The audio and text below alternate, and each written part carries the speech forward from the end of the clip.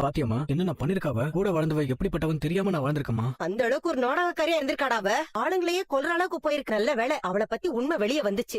வேலையா அவளை உள்ள தள்ளணும். நீ சொல்லுப்பா, என்னப்பா பண்ணலாம்? வேணாம், ஒண்ணும் படாத. அப்பா உங்க முத்து உயிர் விஷயத்துல விளையாடி இருக்காங்கப்பா. இது எப்படிப்பா நம்ம மன்னிக்க முடியும்? வெரி டேஞ்சரஸ் லேடி அவங்க. யாரும் நினைச்சு பார்க்க முடியாத வேலையை பண்ணிருக்காங்க. வாங்க வித்யா. ஆமா நல்லவளே, அந்த ஏமாத்துக்காரியோட சேர்ந்து நீ எங்களை ஏமாத்திருக்கல. வித்யா, போக நான் லவ் பண்ற டைம்ல உனக்கு உண்மை எல்லாம் தெரியும்ல. நீயாவது சொல்லிருக்கலாம்ல. அவன் ஃப்ரெண்டுங்கறதுனால என் லைஃப் எப்படி பண்ணாலும் பரவாயில்ல நினைச்சிட்டல. நிறைய தப்பும் பண்ணிருக்கா. அப்படி அவ என்னமா பண்ணிட்டா?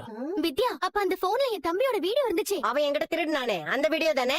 அந்த வீடியோவை வெளியிடுறதுக்காக தான் முத்துவோட போன் எடுத்து சிட்டிக்கிட்டாவ கொடுத்தா. அன்னைக்கே நினைச்சு இது அதோட வேலை தான். அவன்கிட்ட வந்து கேட்டல, நீ மனசுல இதுக்கு எப்படி கோவப்படுறீங்க நானே? இன்னும் நிறைய இருக்கு. வித்யா சொல்லு. இது எல்லாத்துக்கும் மேல மனோஜ் கடையில இருந்து பணத்தை எடுத்ததும் ரோஹிணி தான். அப்போ என் கடையில வேலை செஞ்ச அந்த ராஜாராணி திருடலையா? இல்லங்க, ரோஹிணி தான் அவளோட ஒரு தேவைக்காக அந்த பணத்தை திருடினா. ஐயோ கடவுளே, எனக்கு தலையே சுத்துது. அந்த கேடு கட்டவன் இவ்வளவு கேவலமான வேலையெல்லாம் பாத்திருக்கா. அந்த பணம் திருட்டு போனப்போ நான் நிறைய அவமானப்பட்டேன். இப்படி கூடவே இருந்து அந்த பணத்தை திருடி இருக்காளே.